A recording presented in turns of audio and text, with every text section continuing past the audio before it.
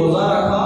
اور صحابہ کو بھی فرمایا کہ تم بھی روزہ رکھو، عاشورہ کے دن تم بھی روزہ رکھو اور میں بھی رکھتا ہوں، لیکن یہودیوں کی طرح روزہ رکھنا، وہ یہ روزہ رکھتے ہیں ہم 2 روزہ رکھیں گے۔ تو عاشورہ کے دن رکھتے ہیں ہم 9 محرم اور 10 محرم، یہ 2 تاریخ رکھیں گے، یا 10 اور 11 2 رکھیں گے۔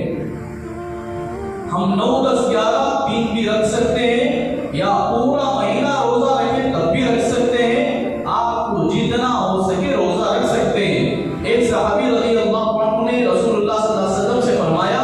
یا رسول اللہ صلی اللہ علیہ وسلم مجھے روزہ رکھنے کا حکم فرمائیے، یا رسول اللہ مجھے روزہ رکھنے میں بڑی قوت ہے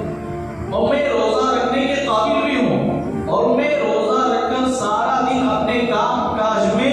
کبھی پیشی محسوس نہیں ہونے دوں گا، اور مجھے برداشت کرنے کی بھی طاقت ہے۔ حضور علیہ السلام نے فرمایا کہ اس مہینے میں 1 مرتبہ روزہ رکھ لیا۔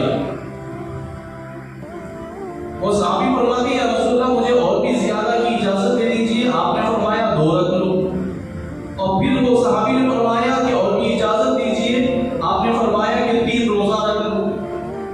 اور پھر وہ صحابی نے فرمایا کہ اور بھی زیادہ کی اجازت دے دیجیے، تو حضور علیہ السلام نے فرمایا آپ کو جتنی استطاعت ہو رکھ لو،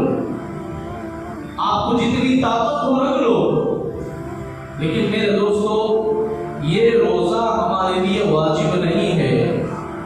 یہ ہمارے لیے مستحسن اور مستحب ہے۔ یہ روزہ رکھنے پر رمضان کے روزہ فرض ہونے سے پہلے رسول اللہ صلی اللہ علیہ وسلم نے اس کی بڑی ترغیب فرمایا کرتے تھے کہ عاشورہ کا روزہ ضرور رکھا کرے، اور آپ بڑی پابندی سے رکھا کرتے تھے۔ جب رمضان کے روزے فرض ہوئے اس وقت سے لے کر حضور علیہ السلام نے فرمایا کہ رکھنے میں آپ کے لیے خیر ہے، نہ رکھنے میں کوئی نہیں،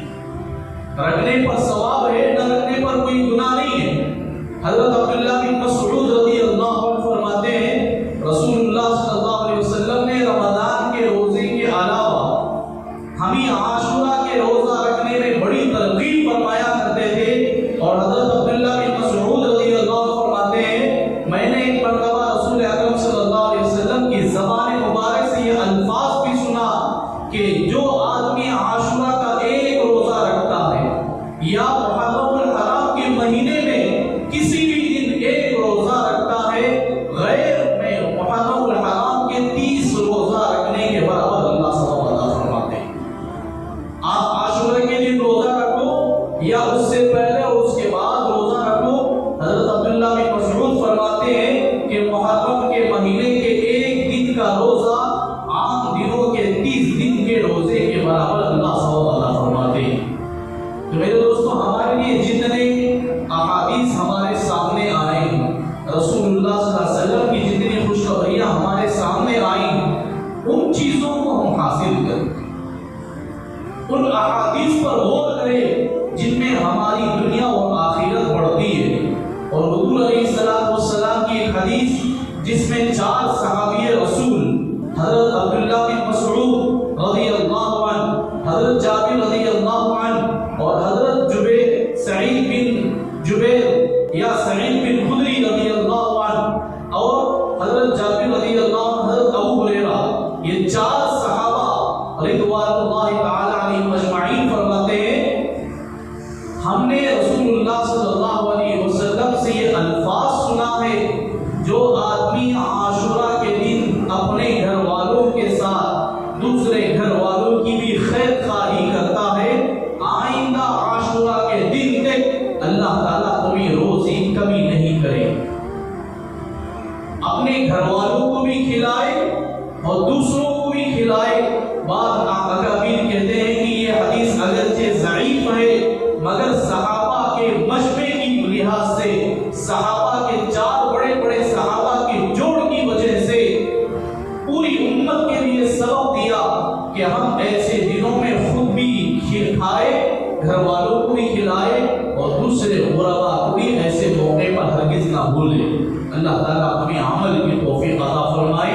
آنے والا جو مبارک مہینہ ہے، اللہ تعالیٰ اس مہینے کی صحیح قدردانی کی توفیق دے، اور زیادہ تر کثرت سے